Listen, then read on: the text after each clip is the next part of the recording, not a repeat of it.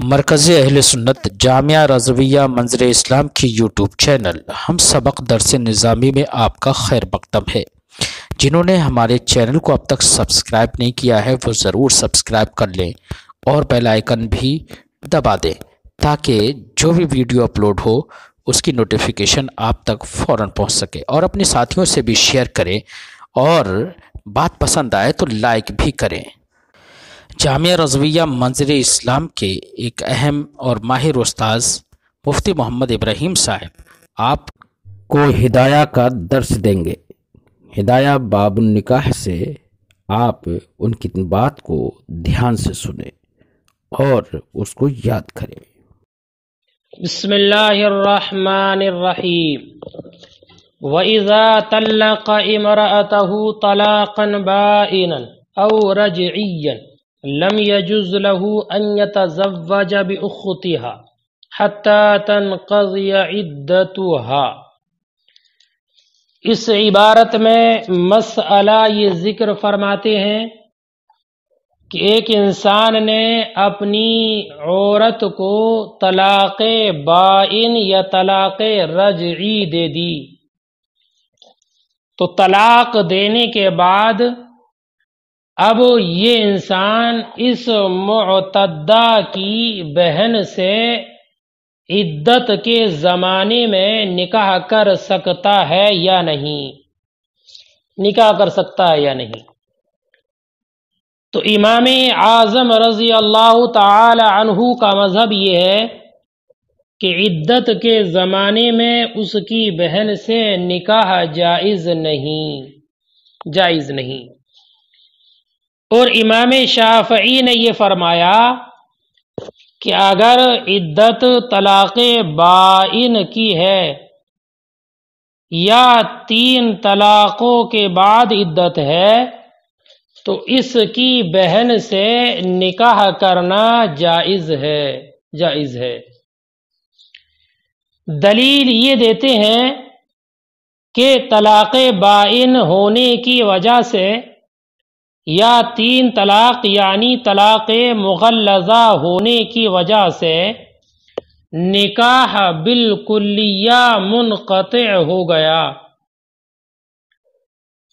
تو نکاح کے بالکلیہ منقطع ہونے کی وجہ سے قاطع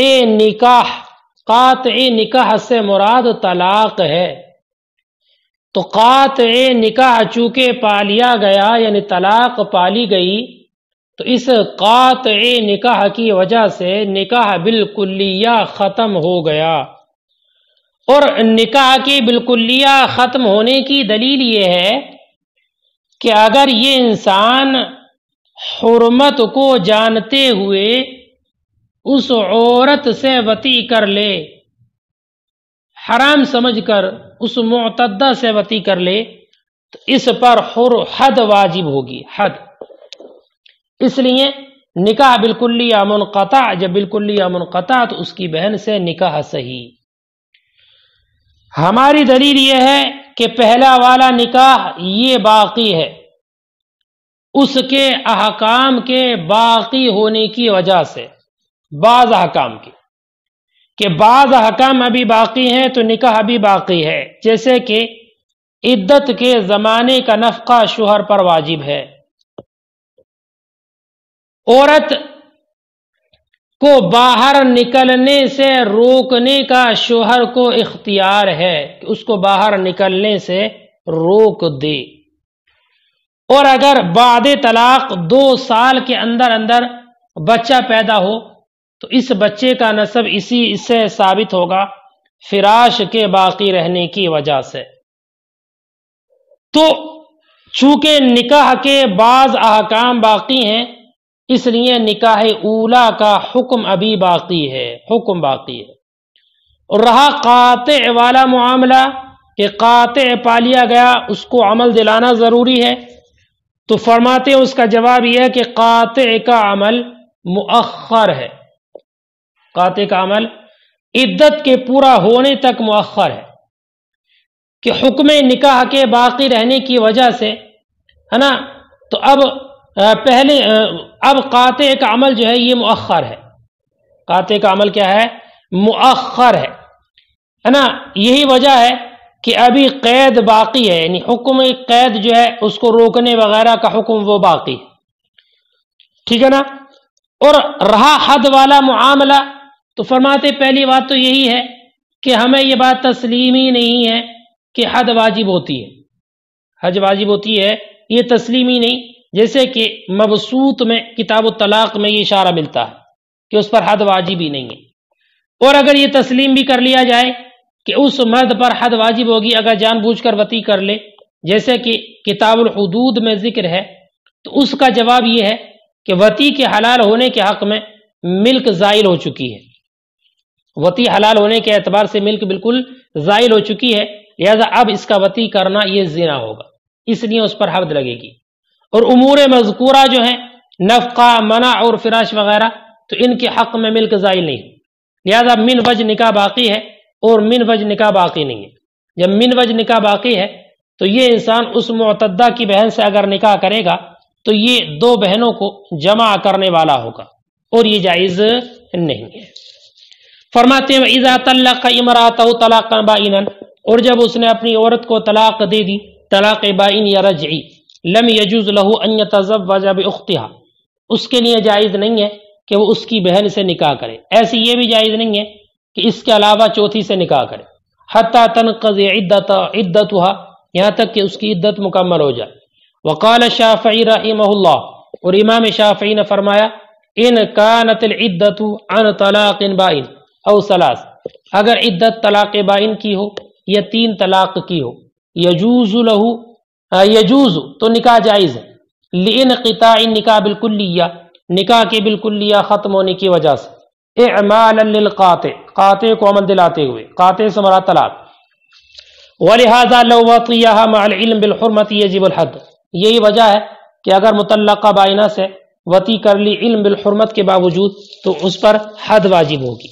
ولنا، اور ہماری دلیل، ان نکاح الاولی قائم لبقاء احکامہ، کہ پہلا والا نکاح یہ قائم ہے نکاح کے بعض احکام کے باقی ہونے کی وجہ سے.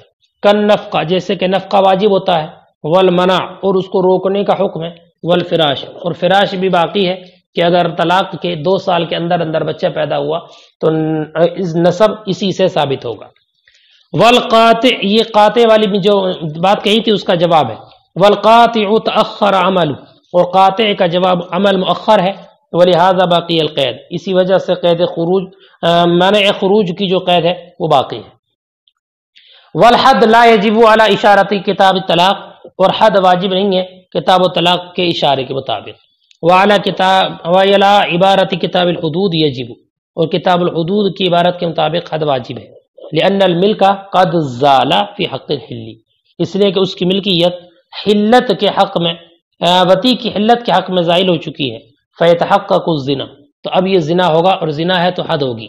ولم یرتفع فی حق ما ذکرنا، اور نکاح ختم نہیں ہوا ان کے حق میں جو ہم نے ذکر کی، نفقہ وغیرہ.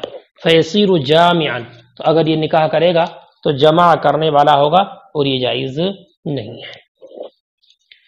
ولا يتزوج المولى امته ولا المرأة عبدها، فرماتے ہیں اور آقا اپنی باندی سے نکاح نہ کرے اور عورت اپنے غلام سے نکاح نہ کرے، کہ آقا کے لیے اپنی باندی سے نکاح کرنا جائز نہیں ہے، اور باندی کے اور اسی طریقے سے عورت کے لیے اپنے غلام سے نکاح کرنا جائز نہیں ہے. اپنے غلام سے نکاح نہ کرے، عورت چاہے وہ پورے غلام کی مالک ہو یا بعض کی مالک ہو، دونوں صورتوں میں نکاح حرام ہے. اگر مالک اور مملوک کے رہتے نکاح کیا تو باطل ہوگا. ائمہ اربعہ اسی کے قائل ہیں. دلیل اس کی یہ ہے کہ نکاح ایسے منافع اور فوائد کے لیے مشروع کیا گیا ہے جو دونوں کے درمیان مشترک ہوتے ہیں، یعنی میاں بیوی کے درمیان مشترک ہیں. ان منافع میں سے بعض عورت کو حاصل ہوتے ہیں اور بعض مرد کو. عورت کو جو منافع حاصل ہوتے ہیں، مثلا عورت کے لیے مہر ہوتا ہے، کپڑا ہوتا ہے، نفقہ وغیرہ ہوتا ہے، اور مرد پر حکمن وطی بھی واجب ہے. بغیر عورت کی رضامندی کے مرد کے لیے عزل کرنا جائز نہیں. اور مرد اگر مقطوع ذکر ہے یا نامرد ہے تو ایسی صورت میں عورت کو خیار فسق بھی حاصل ہوتا ہے. اور بعض منافع مرد کو حاصل ہوتے ہیں، مثلا نکاح کے بعد مرد کو عورت کے نفس پر قدرت حاصل ہو جاتی ہے، اور عورت کا مرد کے مکان میں قیام کرنا ضروری ہے، اور گھر کے جو ضروریات وغیرہ ہیں، کپڑے وغیرہ، کھانا بنانا، کپڑا دھونا، بچوں کی تربیت کرنا، بچوں کو دودھ پلانا، یہ عورت کی ذمہ داری ہے۔ تو خلاصہ کلام یہ کہ نکاح میں دونوں صورتوں میں مالکیت اور مملوکیت کا جمع ہونا لازم آئے گا، حالانکہ دونوں کے درمیان منافعات ہے کہ غلام سے اگر نکاح ہو جائے عورت کا تو ایسی صورت میں غلام کچھ حقوق کا مالک بنے گا حالانکہ وہ مملوک ہے، یا اگر آقا اپنی باندی سے نکاح کر لے تو باندی کچھ حقوق کی مالکہ بنے گی حالانکہ وہ مملوک ہے۔ تو مالکیت اور مملوکیت میں تنافی ہے، اس لیے یہ نکاح جائز نہیں ہے۔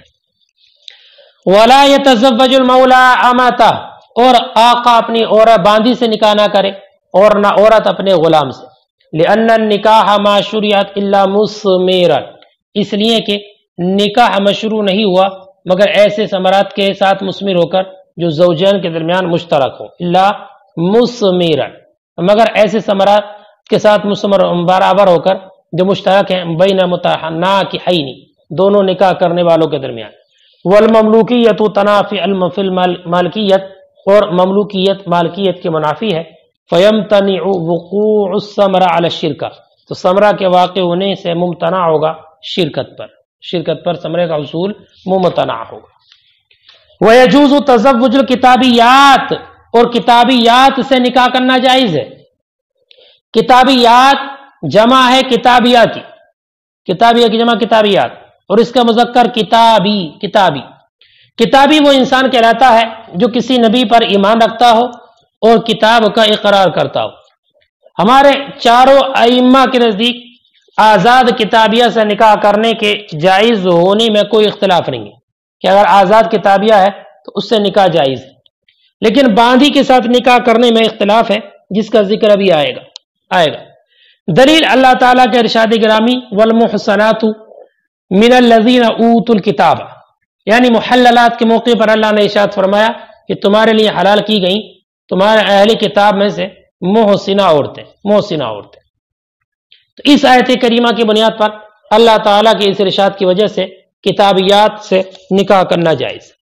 وَيَجُوزُ تَزَوُّجُ الْكِتَابِيَّاتِ، اور جائز ہے کتابیات سے نکاح کرنا، لِقَوْلِهِ تعالی، اللہ تعالیٰ کے اس ارشاد وَالْمُحْصَنَاتُ مِنَ الَّذِينَ أُوتُوا الْكِتَابَ، اے العفائف یعنی پاک دامن، اوت الکتاب محصنات کی جو قید ہے عفائف کی، یہ قید اتفاقی ہے۔ وَلَا فَرْقَ بَيْنَ الْكِتَابِيَّةِ الْحُرَّةِ وَالْأَمَةِ عَلَى مَا نُبَيِّنُ انشاءاللہ، اور کوئی فرق نہیں ہے کتابیہ حرہ اور باندھی میں، جیسے کہ عنقریب انشاءاللہ اس کو بیان کریں گے۔ فرماتے وَلَا يَجُوزُ تَزَوُّجُ الْمَجُوسِيَّاتِ لِقَوْلِ علیہ السلام سُنُّوا بِهِمْ سُنَّةَ أَهْلِ الْكِتَابِ، سنو فرماتے ہیں کہ مجوسیات سے نکاح کرنا جائز نہیں ہے۔ مجوسیات سے نکاح کرنا، آتش پرست عورتیں یعنی جو آگ کی پوجا کرتی ہیں، ان سے بالاتفاق نکاح کرنا جائز نہیں ہے، اس لیے کہ نبی اکرم صلی اللہ علیہ وسلم نے حدیث پاک میں ارشاد فرمایا کہ اہل کتاب سے جو معاملہ کرتے ہو مجوس کے ساتھ وہی معاملہ کرو، سوائے اس کے کہ ان کی عورتوں سے نکاح نہ کرو اور ان کی ذبیحے کو نہ کھاؤ، اس لیے مجوسیہ سے نکاح کرنا جائز نہیں ہے۔ ولا يجوز تزوج المجوسیات، اور جائز نہیں ہے مجوسیہ عورتوں سے نکاح کرنا، لقول علیہ السلام، نبی اکرم کے اس ارشاد سنو بہم سنت اہل کتاب، ان کے ساتھ معاملہ اختیار کرو اہل کتاب والا، غیر ناکحی نسائہم، علاوہ اس کے کہ ان کی عورتوں سے نکاح نہ کرو، ولا آکلی ذبائہم، اور ان کے ذبیحوں کو نہ کھاؤ۔ قال فرماتے ولل وسنیات، اور نہ وسنیہ سے نکاح کرو، وسنیہ عورتوں سے نکاح کرو، ہے نا، لقول علیہ السلام ولا تنکحوا المشرکات حتی یؤمن، کہ شرک کرنے والی عورتوں سے نکاح نہ کرو یہاں تک کہ وہ ایمان لے آئیں، اس لیے ان سے نکاح کرنا بھی جائز نہیں۔ وَيَجُوزُ تَزَوُّجُ الصَّابِيَّاتِ، اور فرماتے ہیں کہ صابیہ عورتوں سے نکاح کرنا جائز ہے۔ صابیہ عورتوں سے نکاح کرنے اور نہ کرنے کے بارے میں اختلاف ہے جواز اور عدم جواز میں۔ ہمارے امام اعظم رضی اللہ تعالی عنہ جواز کے قائل ہیں، جواز کے کہتے ہیں نکاح جائز ہے، اور صاحبین رضی اللہ تعالیٰ عنہما یہ عدم جواز کے قائل ہیں، اور یہ اختلاف حقیقت میں مبنی ہے صحابی کی تعریف اور تفسیر پر۔ امام اعظم فرماتے ہیں کہ صحابی وہ ہے جو انبیاء میں سے کسی نبی پر ایمان رکھتے ہوں اور کسی آسمانی کتاب کا اقرار کرتے ہوں۔ اگر یہ تعریف معتبر ہے تو اس وقت میں صحابی چونکہ اہل کتاب سے ہے اس لیے اسے نکاح جائز ہوگا، اور اگر اہل کتاب کی عورتوں سے نکاح جائز ہے اس لیے ان سے بھی نکاح جائز۔ اور صاحبان یہ فرماتے ہیں کہ صحابی یہ ستاروں کی پرستش کرنے والے ہیں، ستاروں کی پوجا کرنے والے ہیں، اور ان کے پاس کوئی آسمانی کتاب بھی نہیں ہے، کسی کا اقرار بھی نہیں کرتے ہیں، تو یہ تو بت پرستوں کے حکم میں ہے، لہذا جیسے بت پرست سے نکاح جائز نہیں ویسے ان کا بھی نکاح جائز نہیں۔ وَيَجُوزُ تَزَوُّجُ الصَّابِيَّاتِ، اور جائز ہے صابیات سے نکاح کرنا، ان كانوا يؤمنون بدین، اگر وہ ایمان رکھتے ہوں کسی دین پر، وَيُقِرُّونَ بِكِتَابٍ، اور کسی کتاب کا اقرار کرتے ہوں، لِأَنَّهُمْ مِنْ أَهْلِ الْكِتَابِ، اس لیے کہ یہ اہل کتاب سے ہیں۔ وَإِنْ كَانُوا يَعْبُدُونَ الْكَوَاكِبَ، اور اگر یہ عبادت کرتے ہوں ستاروں کی، وَلَا كِتَابَ لَهُمْ، اور ان کے ساتھ کوئی کتاب نہ ہو، لَمْ تَجُزْ مُنَاكَحَتُهُمْ، تو ان سے نکاح کرنا جائز نہیں ہے، لِأَنَّهُمْ مُشْرِكُونَ، اس لیے کہ یہ مشرک ہیں۔ وَالْخِلَافُ الْمَنْقُولُ فِيهِ مَحْمُولٌ عَلَى اشْتِبَاهِ مَذْهَبِهِمْ، اور یہ جو اختلاف منقول ہے ان کے بارے میں یہ محمول ہے ان کے مذہب کے اشتباہ پر۔ فَكُلٌّ أَجَابَ عَلَى مَا وَقَعَ عِنْدَهُ، تو ہر ایک امام نے جواب دیا اس کا جو ان کے نزدیک صحیح واقع ہے۔ وَعَلَى هَذَا حَالِمَ ذَبِيحَتِهِمْ، اور اسی پر ہے ان کے وَعَلَى هَذَا حَالُ ذَبِيحَتِهِمْ، اور اسی پر ہے یعنی اسی اختلاف پر ہے ان کے ذبیحے کا حال، کہ اگر وہ کتابی ہیں تو ایسی صورت میں ان کا ذبیحہ درست ہے، اور اگر کتابی نہیں ہے مشرک ہے تو ان کا ذبیحہ درست نہیں ہے۔